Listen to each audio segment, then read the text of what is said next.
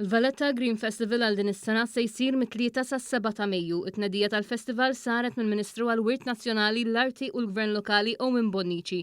Il-Ministru għall-Ambjent, l-Enerġija u l-Intrapriża Mirjam Dalli u ċ-Chairman tal-Aġenzija Kulturali għall-Belt Valletta Jason Mikallef. Jason Mikallef spjega li din l-edizzjoni se tkun l-akbar waħda li qatt saret. Il-qofol tagħha se jkun ġnien temporanju fi Pjazza San George bit-tema Ġnien tal-ħolm. Dan mhux biss għal din l-edizzjoni se tmur lil hinn u se tinkludi aspetti oħra fit-toroq Beltin. Pjazza San George din id-darba ddeċidejna li noħolqu ġnien li sallu ma jeżistix naturalment, ġnien temporanju qed insejħulu ġnien tal-ħolm. Flimkien miegħu komplementari se jkun hemm l-infjorata tradizzjonalment ifittxuha ħafna n-nies.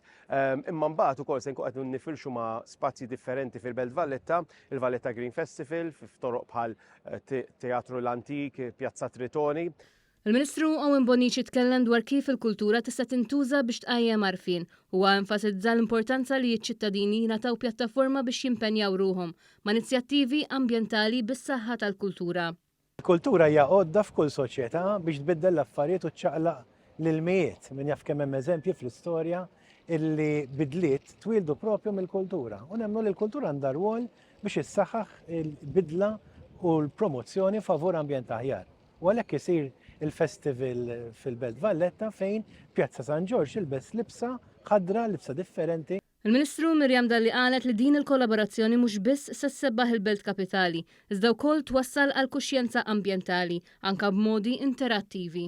Permezz tal-entitajiet tagħna sew fejn jidħol l-użu tal-enerġija, l-użu tal-ilma, l-immaniġjar tal-iskart, l-ambjent in ġenerali, nkunu preżenti bi stands interattivi biex inwasslu il-messaġġ u noħolqu aktar kuxjenza man-nies. U rajna fl-aħħar snin kemm in-nies irrikorrew għal dan il-festival, kemm attendew fl-istands tagħna u allura huwa ta' pjaċir għalina li għal darb'oħra ser nkunu preżenti hawnhekk.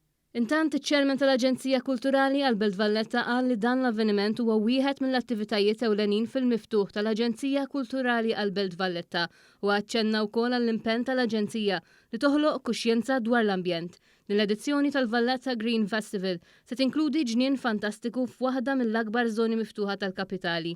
Il-festival jaċċenna max-xogħol tal-European Green Week billi jipprovdi appoġġ għal politika ambjentali u jtejjeb l-implementazzjoni tagħha. Apart il-ġnien fi Pjazza San George se jkun hemm ukoll diversi stands fosthom minn Ambjent Malta, l-ERA, l-EWA, Project Green u l-Valletta Design Cluster. Fi Pjazza Tritoni se jkun hemm roadshow truck mill-Wasteserv, fit-triq Teatru l-Antik se jkun hemm stands mill-Eco Market u f'diversi pjazzet u postijiet pubbliċi madwar il-belt se jkun hemm ukoll isfin. Għal aktar informazzjoni wieħed jista' jżur il-website jew il-paġna ta' Facebook tal-Aġenzija Kulturali għall-Belt Valletta.